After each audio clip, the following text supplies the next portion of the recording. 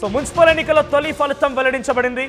So యాదగిరిగుట్టలో BJP అభ్యర్థి విజయం confirm చేశారు. 1వ వార్డులో బీజేపీ అభ్యర్థి బోడ రాధా విక్టరీ సాధించారు. సో యాదాద్రి భువనగిరిలో గత ఎంపీ ఎన్నికలు చూసినా, ఆ తర్వాత అసెంబ్లీ ఎన్నికలు చూసినా సో కాంగ్రెస్ పార్టీ విజయం సాధించింది. కానీ 1వ వార్డులో బీజేపీ గెలుపొందింది. ఇక్కడ బీజేపీ గెలుపొంది, అది కూడా ఒక మహిళ అభ్యర్థి అక్కడ గెలుపొందని చూస్తున్నాం. 1వ వార్డులో విజయం కన్ఫర్మ్ చేశారు. సో మొదటి వార్డులో పోటీ చేసినటువంటి బీజేపీ అభ్యర్థి బోడ రాధా విక్టరీ సాధించినట్టుగా తెలుస్తోంది. సో యాదాద్రి భువనగిరి అంటే నల్గొండ, సో ఉమ్మడి నల్గొండ జిల్లాకు సంబంధించి ఉమ్మడి నల్గొండలో కాంగ్రెస్ పార్టీ క్లీన్ స్వీప్ చేస్తుందా అంటే మనకున్నటువంటి ఎగ్జిట్ పోల్ ఫలితాలు చూసినా, లేదంటే ప్రీ పోల్ ఫలితాలు చూసినా, యాజ్ ఆఫ్ నో రిజల్ట్స్ వస్తున్న విధానం చూసినా 17 ఇక్కడ ఒక మున్సిపల్ కార్పొరేషన్, 17 మున్సిపాలిటీలు ఒక కార్పొరేషన్, మొత్తంగా 18 స్థానాల్లో కూడా కాంగ్రెస్ క్లీన్ స్వీప్ చేయబోతోంది అనేటువంటి మాట వినిపించింది. కానీ ఇక్కడ నల్గొండలో మరి మొదటి వార్డులో వచ్చిన ఫలితం చూస్తూ ఉంటే బోడ రాధా విక్టరీతో కొంత బీజేపీ పుంజుకుందని చెప్పాలా. సో నల్గొండ సిచ్యువేషన్లా ఉంటే ఇంకెన్ని ఫలితాలు వస్తున్నాయి మీరు చూస్తున్నారు. Kothagudem corporation Congress 11, BRS 3, BJP 0, MIM 0, ఇతరులు 5 స్థానాల్లో. సో పక్కనే మున్సిపాలిటీ కూడా వస్తున్నాయి. So Vemulawada municipality BRS party 12. ఇందాక మౌలి గారు చెప్పినట్టుగా అటు కేటీఆర్ ప్రభావం వేములవాడ పైన కూడా ఉంది. So almost all Vemulawada Sircilla వేరువేరుగా ఉండవు, చాలా దగ్గరగానే, మధ్యలో డిస్టెన్స్ కూడా పెద్దగా ఏమి ఉండదు. సిరిసిల్లలో ప్రచారం చేశారంటే వేములవాడ కూడా దాని ఇంపాక్ట్ పాకి ఉంటుంది. సో అటువంటి విధంగా వేములవాడ కూడా కొంత ప్రభావం పడింది. కానీ పెద్దపల్లి చూస్తూ ఉంటే పెద్దపల్లిలో ఆల్ ఇండియా ఫార్వర్డ్ బ్లాక్ 5 స్థానాలు. సో అటువైపు పెద్దపల్లిలో కాంగ్రెస్ పార్టీకి సంబంధించి 24 స్థానాలు. చాలా పెద్ద ఎత్తున అక్కడ ఉత్తర తెలంగాణ వ్యాప్తంగా కొన్ని మున్సిపాలిటీల్లో ఇతరులకు కూడా చాలా ప్రభావం చూపించే అవకాశం ఉంది. So Khammam results, Edulapuram results చూస్తున్నారు. సో ప్రతి మున్సిపాలిటీకి సంబంధించి వార్డు నుంచి మొదలుకుంటే, వార్డులో వచ్చేటువంటి రిజల్ట్స్ నుంచి మొదలుకుంటే మున్సిపల్ చైర్మన్ ఆ పీఠాన్ని అధిరోహించేటువంటి రిజల్ట్స్ వరకు ప్రతిదీ కూడా ఆర్టీవీ మీకు మెయినటువంటి అప్డేట్ ఇవ్వడంతో పాటుగా క్లుప్తంగా ఇన్ డీటెయిల్డ్ నెంబర్స్ చూపించే ప్రయత్నం చేస్తోంది. సో యాజ్ ఆఫ్ నౌ మనకున్నటువంటి ఇన్ఫర్మేషన్ మేరకి దాదాపుగా 4-5 కార్పొరేషన్లో కాంగ్రెస్ పార్టీ జెండా ఎగరడం ఖాయం. సో అత్యధికంగా మెజార్టీతోనే 5 కార్పొరేషన్లో అటు మంచిర్యాల, రామగుండం, ఆ తర్వాత నల్గొండ, మహబూబ్ నగర్, ఖమ్మం, ఈ ప్రాంతాలు, కొత్తగూడెంకి సంబంధించిన ప్రాంతాల్లో సో ఇక్కడ పీఠం ఎగరేయబోతోంది. సో 2020 ఎన్నికల్లో కూడా మౌలి గారు చెప్పినట్టుగా 2020 ఎన్నికల్లో కూడా కరీంనగర్, నిజామాబాద్ 2 ప్రాంతాల్లో కూడా బీజేపీ ప్రాబల్యం చూపించింది. అటు కాంగ్రెస్ని ఢీ కొట్టి మరి అక్కడ కొన్ని స్థానాలు కాపాడుకుంది, అక్కడ గెలుచుకోగలిగింది. కానీ చిట్ట చివరన అధికార పార్టీగా ఎడ్జ్ ఉంటుంది కాబట్టి అధికార పార్టీ వైపుగా ఎక్కువగా మొగ్గు చూపుతుంటారు. సో అధికార పార్టీ వైపే అక్కడ బీఆర్ఎస్ పార్టీ చైర్మన్ పీఠను అధిరోహించింది. So coming back to Warangal ఒకసారి వెళ్దాం. వరంగల్లో మున్సిపాలిటీలు కానీ లేకపోతే ఆదిలాబాద్ మున్సిపాలిటీలు కానీ. మనోజ్, ఇక్కడ మీరు ఏదైతే చెప్తున్నారో ఒక స్థానంలో బీజేపీ గెలిచిందని, నిజానికి ఇది ఇంకా అఫీషియల్ కాదు. ప్రస్తుతం మనం చూస్తున్నాయని కూడా బ్యాలెట్ పోల్స్ మాత్రమే. ఇది అంటే బ్యాలెట్ పోల్లో బీజేపీ లీడ్లో ఉంది అనేది మనకు స్పష్టంగా అర్థమవుతుంది. కానీ ఇప్పటికైతే అక్కడ బీజేపీ విజయం అయితే కాదు, అది అంతిమంగా రిజల్ట్ ఇంకా రావడానికి కొంత టైం పడుతుంది. బీజేపీ కొంత ఉద్యోగుల్లో కానీ అర్బన్ ఏరియాలో బీజేపీకి లీడ్ ఉంటుంది. కొంచెం బీజేపీ అనేదే కొంత అర్బన్లో బలంగా ఉండే పార్టీ, కొంచెం విద్యార్థికులు ఎక్కువగా బీజేపీని ఆదరిస్తారనేది మనకు తెలుసు. ప్రస్తుతం కొన్ని ఫలితాలు వస్తున్నాయి సార్. ఇప్పుడు యాదాద్రిలో వచ్చిన ఫలితం రిజల్ట్ డిక్లేర్ అయిందంట. సో డిక్లేర్ అయిన దాంట్లో బోడ రాధా బీజేపీ అభ్యర్థిగా కొంత వాళ్ళు కన్ఫర్మ్ చేసినట్టు తెలుస్తుంది. ఇంకో కొన్ని రిజల్ట్స్ వస్తున్నాయి. సో ఇంకొన్ని జిల్లాల గురించి కూడా మాట్లాడుకుందాం. So next coming back to Warangal తీసుకున్నామా సార్? నల్గొండ గురించి మనం మాట్లాడుతున్నాం. ఇప్పుడు నల్గొండ అనేది మొత్తం అక్కడ 17 మున్సిపాలిటీలు ఉన్నాయి. 17 మున్సిపాలిటీలో కూడా మన ప్రీ పోల్ కానీ ఎగ్జిట్ పోల్స్ కానీ చాలా స్పష్టంగా కాంగ్రెస్కే ఆధిక్యం వచ్చింది. అక్కడ చూస్తే మనకు తెలుసు కాంగ్రెస్ అనేది నల్గొండ అనేది కాంగ్రెస్ పార్టీకి కంచుకోట. అక్కడి నుంచి 2 మంత్రులు ఉన్నారు, 2 ఎంపీలు ఉన్నారు. నల్గొండ అండ్ భువనగిరి 2 ఎంపీలు కూడా కాంగ్రెసే గెలుచుకుంది. 2 ఎమ్మెల్సీలు కూడా కాంగ్రెస్ నుంచే ఉన్నారు. మొత్తం 12 మంది అక్కడ ఎమ్మెల్యేలు ఉంటే, మొత్తం స్థానాలు 12 ఉంటాయి. దాంట్లో 11 ఎక్సెప్ట్ సూర్యాపేట కాకుండా మిగతా 11 స్థానాలు కూడా కాంగ్రెసే గెలుచుకుంది. చాలా బలమైన కంచుకోట అక్కడ. అందుకని ఇక్కడ దాదాపు మన సర్వే ప్రకారం 17 స్థానాలు కూడా కాంగ్రెస్ గెలుచుకునే అవకాశం ఉంది. ఒకసారి బలాబలాలు చూద్దాం మనోజ్. ఆలేరులో 12 స్థానాలు ఉంటే కాంగ్రెస్ 6 స్థానాల్లో, నిజానికి ఇక్కడ చాలా టఫ్ ఫైట్ ఉంది.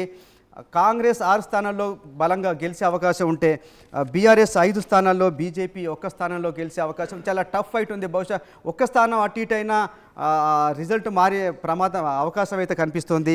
యాదగిరిగుట్టలో 12 స్థానాలు ఉన్నాయి, 12 వార్డులు ఉంటే బీఆర్ఎస్ నిజానికి మనం ముందు చేసిన సర్వేలో 5 సీట్లు గెలుచుకుంటుందనే మనకు ప్రీ పోల్ సర్వేలో తేలితే ఎగ్జిట్ పోల్స్లో బీఆర్ఎస్ బలం 5 నుంచి 2కు పడిపోయే అవకాశం కనిపిస్తుంది.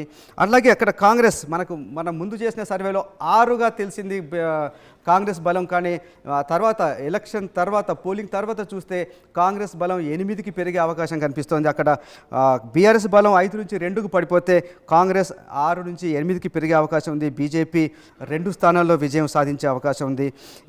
ఇక్కడ కూడా కాంగ్రెస్ ఆధిక్యత చాలా స్పష్టంగా కనిపిస్తోంది. పోచంపల్లి చూస్తే అక్కడ 13 స్థానాలు ఉన్నాయి మొత్తం వార్డులు. అక్కడ బీఆర్ఎస్ 5 నుంచి 4కు పడిపోతే కాంగ్రెస్ 7 నుంచి 9కి కాంగ్రెస్ బలం పెరిగే అవకాశం కనిపిస్తుంది. ఇక్కడ కూడా స్పష్టంగా ఇది కాంగ్రెస్ గెలుచుకునే అవకాశం కనిపిస్తోంది. ఆ తర్వాత భువనగిరి చూస్తే కాంగ్రెస్ బలం నిజానికి మనం 20 అనుకున్నాం, కానీ 20 నుంచి కాంగ్రెస్ బలం 15కు పడిపోతుంది మన ఎగ్జిట్ పోల్ సర్వే ప్రకారం. అక్కడ బీఆర్ఎస్ అనూహ్యంగా మనోజ్ ఇక్కడ మనం గమనించాలి, భువనగిరి బీఆర్ఎస్ 10 అనుకున్నాం, అక్కడ కేవలం 10 సాధిస్తుంది అనుకుంటే ఇప్పుడు కాంగ్రెస్తో ఈక్వల్గా నిజంగా అక్కడ ఒక రకంగా భువనగిరిలో హంగ్ వచ్చే పరిస్థితి అయితే కనిపిస్తోంది. కాంగ్రెస్తో ఈక్వల్గా బీఆర్ఎస్ కూడా 15 స్థానాల్లో విజయం సాధించే అవకాశం కనిపిస్తుంటే అక్కడ బీజేపీ 5 స్థానాలు గెలుస్తుంది. ఇక చౌటుప్పల్లో అయితే కాంగ్రెస్ ఆధిక్యత స్పష్టంగా ఉంది. మొత్తం 20 స్థానాల్లో కాంగ్రెస్ 15 గెలిస్తే బీఆర్ఎస్ 5 గెలుస్తుంది. అట్లాగే మోత్కూరులో 12 మొత్తం స్థానాలు ఉన్నాయి, అక్కడ కాంగ్రెస్ 8 స్థానాలు గెలిస్తే బీఆర్ఎస్ 4 స్థానాల్లో గెలుస్తుంది. ఇది కూడా మోత్కూరు కూడా కాంగ్రెస్ ఖాతాలోకి వెళ్ళిపోయే అవకాశం కనిపిస్తుంది. ఆ తర్వాత చూస్తే హుజూర్ నగర్ మేజర్ మున్సిపాలిటీ అక్కడ 28 స్థానాలు ఉంటే 21 స్థానాలు కూడా 21 స్థానాలు కాంగ్రెస్ ఖాతాలోకి వెళ్ళే అవకాశం కనిపిస్తుంది. బీఆర్ఎస్ బలం 4కి నిజానికి మనం ముందు అనుకున్నట్టు అది 5 అనుకున్నాం, కానీ అది 4కు పడిపోతుంది. ఆ తర్వాత సిపిఎం 1 స్థానం గెలుస్తుంది. ఆ తర్వాత కోదాడ ఇది మంత్రి ఉత్తమ్ కుమార్ రెడ్డి ఏరియా, అక్కడ మొత్తం 35 వార్డులు ఉంటే 35లో 28 స్థానాలు కాంగ్రెస్ గెలుచుకోబోతుంది. బీఆర్ఎస్ కేవలం 4కు పరిమితమయ్యే అవకాశం ఉంది. మనోజ్ రైట్. సో నల్గొండకు సంబంధించి మౌలి గారు చెప్తున్నట్టుగా భువనగిరిలో కొంత నెక్ టు నెక్ ఫైట్ ఉంది. సో కాంగ్రెస్ 15 స్థానాల్లో కనబడితే అటు బీఆర్ఎస్ పార్టీ కూడా 15 స్థానాల్లో నెక్ టు నెక్ ఫైట్ కొనసాగుతుంది. కొంత హంగ్ వచ్చే అవకాశం కనబడుతోంది. సో ఎవరు గెలిచినా ఒక చిన్న స్లైట్ డిఫరెన్సెస్తోనే.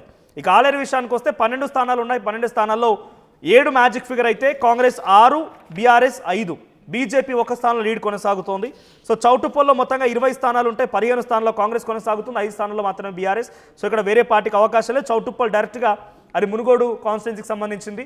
సో అక్కడ రాజగోపాల్ రెడ్డి చాలా కీలకంగా ఉన్నటువంటి మున్సిపాలిటీ కాబట్టి ఆయన అదే స్థాయిలో ప్రచారం చేశారు. బయట ఎక్కడ కనిపించలేదు, ఆయన కేవలం అక్కడికి మాత్రమే పరిమితం అయిపోయి ఆయన ప్రచార తీరుతలను చూపించారు. ఆ తర్వాత పోచంపల్లిలో మొత్తానికి 13 ఉంటే దాంట్లో 9 స్థానాల్లో కాంగ్రెస్ కొనసాగుతోంది, 4గిట్లో బీఆర్ఎస్. సో మోత్కూరులో 12 స్థానాలు ఉంటే 8 స్థానాల్లో అక్కడ కాంగ్రెస్ ప్రాతినిధ్యం కనిపిస్తోంది, కాంగ్రెస్ పార్టీ లీడ్ కొనసాగిస్తోంది. సో అటు చామల కిరణ్ కుమార్ రెడ్డి ఎంపీగా ఉన్నటువంటి చామల కిరణ్ కుమార్ రెడ్డి చాలా కీలకంగా తీసుకొని ఈ నియోజకవర్గంలో తన ప్రచారాన్ని తీరుతలను కొనసాగించారు. సో హుజూర్ నగర్లో చూస్తే ఉత్తమ్ కుమార్ రెడ్డి ప్రాతినిధ్యం వహిస్తున్న నియోజకవర్గం. సో 28 స్థానాల్లో 21 స్థానాల్లో కాంగ్రెస్ లీడ్ కొనసాగిస్తోంది, కేవలం 4 స్థానాలు మాత్రమే అటు బీఆర్ఎస్ లీడ్ కొనసాగిస్తోంది. కోదాడ్లో 35 స్థానాలు ఉంటే 35 స్థానాలకు మ్యాజిక్ ఫిగర్ 19, మ్యాజిక్ ఫిగర్ దాటేసి ఇప్పటికే కాంగ్రెస్ లీడ్ కొనసాగిస్తోంది. సో కంటిన్యూ అవుతున్నాయి. సో యాజ్ ఆఫ్ నో మీరు రిజల్ట్స్ చూస్తున్నారు. మీరు ఎక్కడి నుంచి ఈ వీడియోని చూస్తూ ఉన్నారు, మీ దగ్గర ఎటువంటి సినారియో ఉంది, మీ దగ్గర ఎవరు గెలవబోతున్నారో కామెంట్ చేయండి. సో మీరు ఇప్పుడు ప్రజెంట్ గెలిచేటువంటి అభ్యర్థులకు సంబంధించి మీ దగ్గర ఏమైనా ఇన్ఫర్మేషన్ ఉన్నా, ఎటువంటి డేటా ఉన్న ఆర్టీవీతో మీరు పంచుకోవచ్చు. ఆర్టీవీ లైవ్లో మీరు కామెంట్ చేసే ప్రయత్నం చేయండి. So for the first time RTV మాత్రమే 116 మున్సిపాలిటీల వార్డులతో సహా ఏ వార్డులో ఏ అభ్యర్థి గెలవబోతున్నారో ఆ అభ్యర్థికి సంబంధించి పడినటువంటి ఓట్లన్నీ, ఆ తర్వాత అక్కడ ఆ వార్డులో ఏ రకమైనటువంటి సిచ్యువేషన్ ఉంది, చాలా డీటెయిల్డ్ ఇన్ఫర్మేషన్ని ఆర్టీవీ మాత్రం అందిస్తోంది. సో మీరు ఎక్కడి నుంచి వీడియో చూస్తున్నారో కామెంట్ చేయండి. అట్ ది సేమ్ టైం మీ దగ్గర ఎటువంటి సినారియో ఉందో కూడా చెప్పే ప్రయత్నం చేయండి. సో మొత్తంగా ఖమ్మంలో 7 మున్సిపాలిటీలు ఉంటే 7 మున్సిపాలిటీలు దాదాపుగా కాంగ్రెస్ కైవసం చేసుకునే అవకాశం ఉంది. వరంగల్లో 12 మున్సిపాలిటీలకు గాను 8 కాంగ్రెస్, 4 బీఆర్ఎస్ కొంత ప్రాబల్యం చూపించే అవకాశం ఉంది. నిజామాబాద్లో 7 మున్సిపాలిటీలు ఉంటే 6 కాంగ్రెస్ పార్టీ, 1 మాత్రమే బీఆర్ఎస్ కైవసం చేసుకునే అవకాశం. ఇక్కడ బీజేపీ కూడా స్కోప్ ఉంది, కానీ బీజేపీ ఫైనల్గా ఎటువంటి రిజల్ట్స్తో బయటపడుతుందో చూడాలి. సో మెదక్లో 19 మున్సిపాలిటీలు ఉంటే మెదక్లో మాత్రమే కొంత బీఆర్ఎస్ పార్టీ గట్టి పోటీ ఇస్తోంది. 11 స్థానాల్లో కైవసం చేసుకునే అవకాశం ఉంది. 11 స్థానాల్లో మొత్తంగా మున్సిపాలిటీలో 11 స్థానాలు లీడ్స్ కొనసాగుతున్నాయి. కరీంనగర్లో 14 మున్సిపాలిటీలకు గాను 9 మున్సిపాలిటీల్లో కాంగ్రెస్ పార్టీ, రెండింట్లో బీఆర్ఎస్ అండ్ రెండింట్లో బీజేపీ. సో ఇక్కడ రెండింట్లో బీఆర్ఎస్ అనడానికి ప్రధానంగా వేములవాడ, సిరిసిల్ల మాత్రమే బీఆర్ఎస్ పార్టీకి ఇక్కడ అవకాశం కనబడుతున్నాయి. ఇక ఆదిలాబాద్లో 10 మున్సిపాలిటీలకు గాను 7 కాంగ్రెస్ లీడ్ కొనసాగుతోంది. బీఆర్ఎస్ పార్టీ 3, రంగారెడ్డికి సంబంధించి మొత్తంగా 13 మున్సిపాలిటీలు ఉంటే 11 కాంగ్రెస్ అండ్ 2 మాత్రమే బీఆర్ఎస్ కొనసాగుతోంది. సో నల్గొండలో 17 మున్సిపాలిటీలు ఉంటే 17 మున్సిపాలిటీలో కూడా కాంగ్రెస్ పార్టీ క్లీన్ స్వీప్ చేసే అవకాశం ఉంది. కొంత ఇప్పుడున్నటువంటి పోస్టల్ బ్యాలెట్ లెక్కింపులు కానీ లేకపోతే 1-2 వార్డుల్లో 4-5 వార్డులో గెలిస్తే గెలవచ్చు, కానీ చైర్మన్ పీఠాన్ని మాత్రం డైరెక్ట్గా నల్గొండకు సంబంధించి కాంగ్రెస్ స్వాధీనం చేసుకునే అవకాశం ఉంది. మహబూబ్ నగర్ ఏకంగా ముఖ్యమంత్రి రేవంత్ రెడ్డి ప్రాతినిధ్యం వహిస్తున్నటువంటి నియోజకవర్గం ఇదే ఉమ్మడి జిల్లా పరిధిలో ఉంది కాబట్టి అక్కడ 18 మున్సిపాలిటీలు ఉంటే 11 కాంగ్రెస్. మరి ఈ రిజల్ట్ ప్రీ పోల్ ఫలితం తర్వాత ఎగ్జిట్ పోల్ ఫలితాల తర్వాత అనాలిసిస్ చేసింది. సో ఈరోజు ఎగ్జాక్ట్ పోల్ రిజల్ట్స్ వస్తున్నాయి కాబట్టి ఇదే కనుక నిజమైతే మహబూబ్ నగర్లో కనుక నిజంగానే 11 స్థానాలకే కనుక కాంగ్రెస్ పార్టీ పరిమితం అయితే కొంత ఇది పొలిటికల్ విషయాల్లో చర్చ జరిగే అవకాశం. గతంలో మహబూబ్ నగర్ సంబంధించి ఎంపీ ఎన్నికల్లో కూడా అక్కడ కాంగ్రెస్ పార్టీ ఏకంగా ముఖ్యమంత్రి ప్రాతినిధ్యం వహిస్తున్నటువంటి నియోజకవర్గం అదే ఉమ్మడి జిల్లా పరిధిలో ఉంది. అదే పార్లమెంట్కి సంబంధించినటువంటి సెగ్మెంట్లో బీజేపీ అభ్యర్థి గెలవడాన్ని రాజకీయంగా పెద్ద ఎత్తున ఒక పొలిటికల్ రగడ సృష్టించింది. అంటే ముఖ్యమంత్రి ఇలాకాలో కూడా బీజేపీ అనే రకంగా ఒక చర్చ దారితీసింది. ఇప్పుడు 18 మున్సిపాలిటీలు ఉంటే 11 మున్సిపాలిటీల్లో మాత్రమే కాంగ్రెస్ గెలవబోతోంది, 3 బీఆర్ఎస్ గెలవబోతోంది, 4 బీజేపీ గెలవబోతోంది. అంటే బీజేపీకు టఫ్ ఫైట్ ఇస్తోందని అర్థం ఉంది. సో కమింగ్ బ్యాక్ టు నల్గొండలో 17 ఉంటే 17 కాంగ్రెస్ క్లీన్ స్వీప్ చేస్తోంది కాబట్టి మహబూబ్ నగర్ విషయంలో డైరెక్ట్గా ముఖ్యమంత్రి ఉమ్మడి జిల్లా కాబట్టి కొంత డిస్కషన్ చూడాలి. సో ఖమ్మంలో ఇల్లందులో కాంగ్రెస్ లీడ్ కొనసాగుతోంది, అషరావుపేటలో కాంగ్రెస్ లీడ్ కొనసాగుతోంది, ఏదులాపురంలో కాంగ్రెస్ లీడ్ కొనసాగుతోంది, సత్తుపల్లిలో కాంగ్రెసే, మదిరా, వైరా, కల్లూరు అన్నింటిలో కాంగ్రెస్ లీడ్ కొనసాగుతోంది. ఇక వరంగల్లో నర్సంపేటలో కాంగ్రెసే, వర్ధన్నపేటలో కొంత బీఆర్ఎస్ పార్టీ లీడ్ కొనసాగుతున్నట్టు తెలుస్తుంది. అంటే మొత్తం అన్ని వార్డులు కలిపితే నెక్స్ట్ ఎవరి పీఠం అంటే బీఆర్ఎస్ లీడ్ కనబడుతోంది. పరకాలలో ఇంట్రెస్టింగ్గా బీజేపీ లీడ్ కనబడుతోంది. ములుగులో కాంగ్రెస్, భూపాలపల్లిలో బీఆర్ఎస్ లీడ్ కనిపిస్తోంది, జనగామలో బీఆర్ఎస్, స్టేషన్ గన్పూర్లో కాంగ్రెస్, తొర్రూరులో కాంగ్రెస్ కనబడుతోంది, కేసముద్రంలో కాంగ్రెస్, డోర్నకల్లో కాంగ్రెస్, మరిపేడలో కాంగ్రెస్, మహబూబాద్లో కాంగ్రెస్. సో అవుట్ ఆఫ్ 12 బీజేపీకి సంబంధించి పరకాల్లో అండ్ కొంత భూపాలపల్లిలో కూడా ప్రభావం చూపిస్తోంది. మిగిలిన చోట్ల అటు వర్ధన్నపేట కానీ తర్వాత స్టేషన్ జనగామలో బీఆర్ఎస్ పార్టీ లీడ్ కనిపిస్తోంది.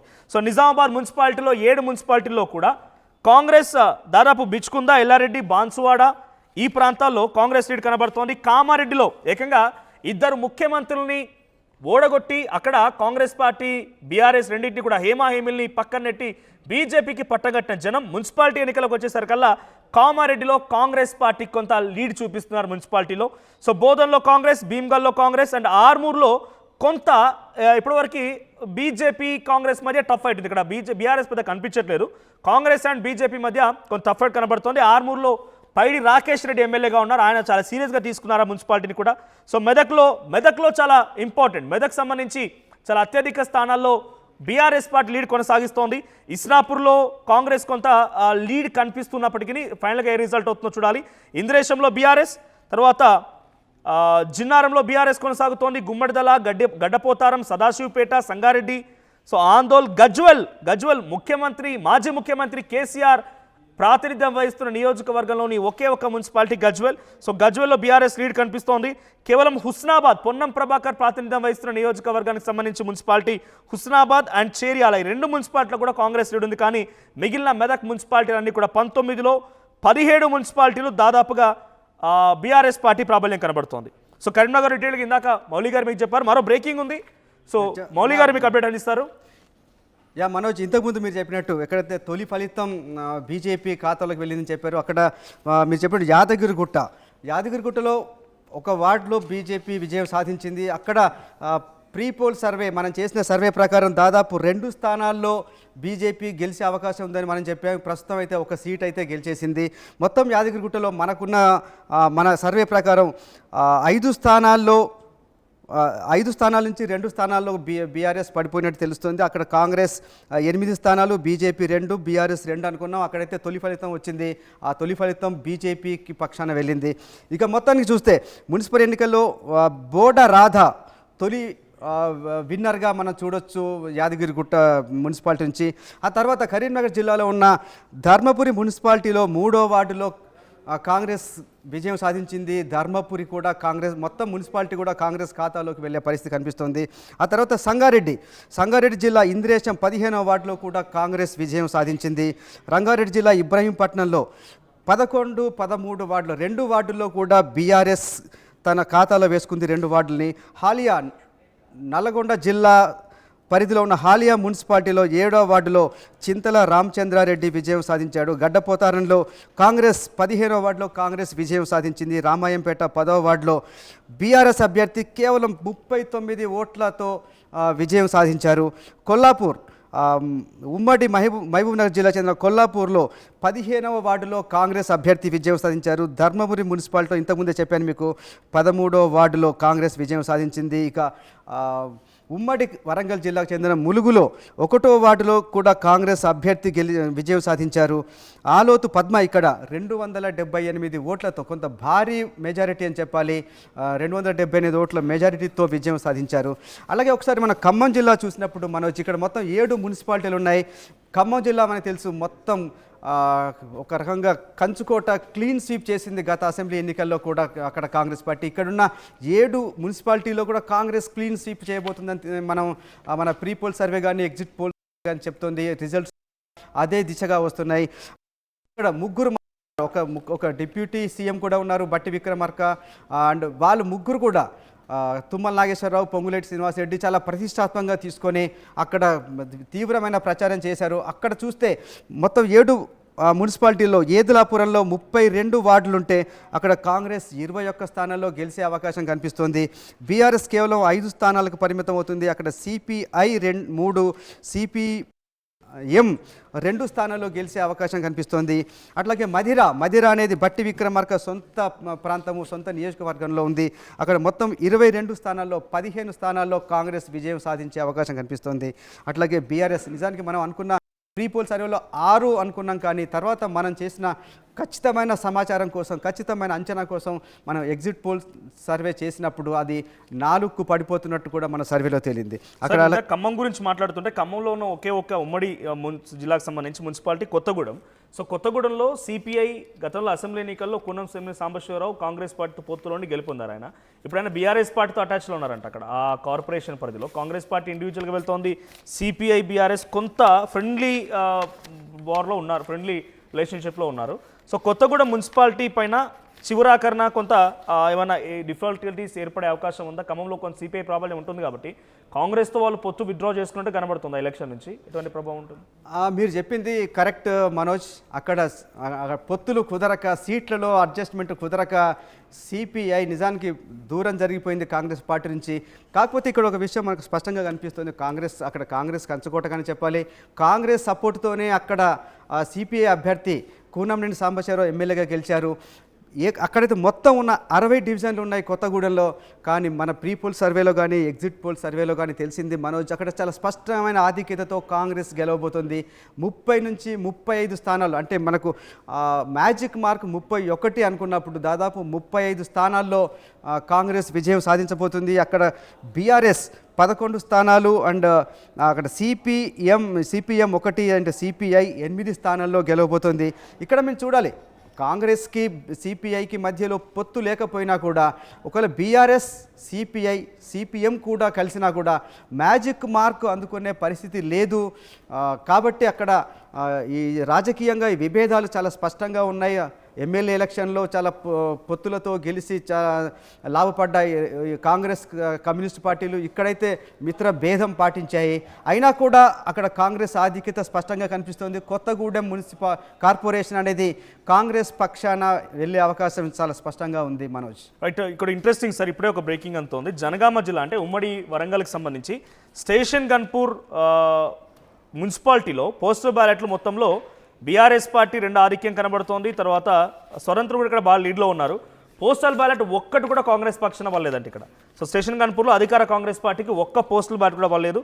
సో తర్వాత జనగామలో ఇంకా లీడ్స్ కనబడుతున్నాయి. జనగామకు సంబంధించి బీఆర్ఎస్ పార్టీ కొంత లీడ్ కనిపిస్తోంది జనగామలో. తర్వాత స్వతంత్రులు ఉన్నారు. కాంగ్రెస్ పార్టీ కొంత ఇక్కడ ఎందుకో వెనుకడుగు వేసింది. ఇక్కడ స్టేషన్ గన్పూర్ అనేది నెక్స్ట్ బీఆర్ఎస్ ఎక్స్పెక్ట్ చేస్తోంది. కడియం శ్రీహరికి ఏదో జరగబోతోంది, లేదంటే సుప్రీంకోర్టుకి వెళ్తామని చెప్పి. సో కొంత ఆ ఫలితం అనుకోవాలి. పార్టీ చేంజింగ్ ఏమైనా ఇక్కడ ఇంపాక్ట్ చూపించింది సార్ స్టేషన్ గన్పూర్లో? యా తప్పకుండా ఉంది. అంటే కడియం శ్రీహరి విషయంలో చాలా కొంత గందరగోళం ఉంది. ఆయన కాంగ్రెస్ పార్టీలో ఉన్నారా, బీఆర్ఎస్లో ఉన్నారా అని వాళ్ళు టెక్నికల్గా చూస్తే మేము బీఆర్ఎస్లో ఉన్నామని చెప్తున్నారు. కానీ చూస్తే ఆయన కూతురు కాంగ్రెస్ ఎంపీగా ఉన్నారు, ఆయన కూడా కాంగ్రెస్ పార్టీలో ఉన్నా అక్కడ ప్రజల్లో అంటే కాంగ్రెస్కి సంబంధించిన కార్యకర్తలు చాలా కన్ఫ్యూజన్ అయితే ఉంది. ఆ కన్ఫ్యూజన్ కారణంగా ఖచ్చితంగా ఆ ఫలితం దానికి సంబంధించిన ప్రభావం కాంగ్రెస్ పార్టీ పైన పడినట్టు కనిపిస్తోంది. దానివల్లే కొంత కాంగ్రెస్ బ్యాలెట్ ఓట్లో అయితే వెనుకబడ్డట్టు కనిపిస్తోంది. అయినా కూడా ఓవరాల్ ఫలితం అయితే చూడాలి. అక్కడ మీరు చెప్పినట్టు కొంత కన్ఫ్యూజన్ అయితే ఉంది కడియం శ్రీహరి విషయంలో. ఆయన చాలాసార్లు అధికారికంగానే చెప్తున్నారు, నేను ఇంకా బీఆర్ఎస్ పార్టీలోనే కంటిన్యూ అవుతున్నానని చెప్తున్నారు. ఇంతకనే బీఆర్ఎస్కు ఓట్లు అడిగారా, ఆయన చూసిన ఆయన ఫాలోవర్స్ కానీ ఆయన అభిమానించే వాళ్ళంతా కాంగ్రెస్కి వేయాలా బీఆర్ఎస్కి వేయాలా కన్ఫ్యూజన్లో ఉండి ఉంటారు. మొత్తానికి అక్కడ ఈ కన్ఫ్యూజన్లో కొంత బీఆర్ఎస్ అయితే లాభపడినట్టు కనిపిస్తుంది. ఆ ప్రాంతంలో కొంత పల్లా రాజేశ్వర రెడ్డి మిగతా నాయకులు కూడా చాలా గట్టిగా అంటే కడియం శ్రీహరి ప్రభావాన్ని తగ్గించాలి, ఇక్కడ ప్రజలు కడియం శ్రీహరిని వ్యతిరేకిస్తున్నారు, తిరస్కరిస్తున్నారు అన్న ఒక భావన కలిగించడం కోసం అక్కడ బీఆర్ఎస్ చాలా గట్టిగా కష్టపడింది. ఆ ఫలితం అయితే ప్రస్తుతం ఇక్కడ కనిపిస్తుంది. ముఖ్యంగా మనం చూడాల్సింది ఏంటంటే ఈ పోస్టల్ బ్యాలెట్ అనేది ఎక్కువగా ఉద్యోగులకు సంబంధించి ఉంటుంది కాబట్టి కొంత ఉద్యోగుల్లో కూడా ఇలాంటి భావనని ఈ పార్టీ ఫిరాయించుల్ని వాళ్ళు ఒప్పుకోలేదు, అంగీకరించలేదు అనే విషయం మనకు స్పష్టమవుతుంది. అసలైన తొలి వెలుగు. ఫాలో వాట్సాప్ @తొలి వెలుగు అఫీషియల్.